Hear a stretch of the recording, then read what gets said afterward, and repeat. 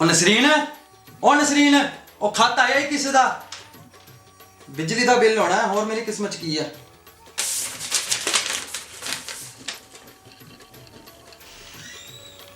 ਕਿਹਦਾ ਖਤ ਵਾ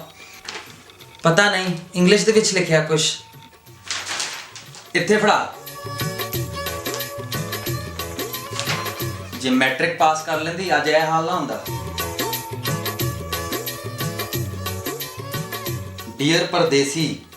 This is the BBC Asian Network.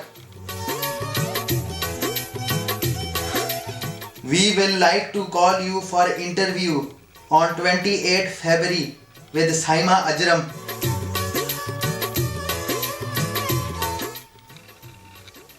Saima Ajram कौन आ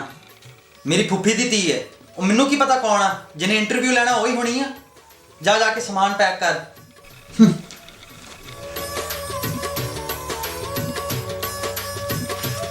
आ रहा मैं तैयार हो जाओ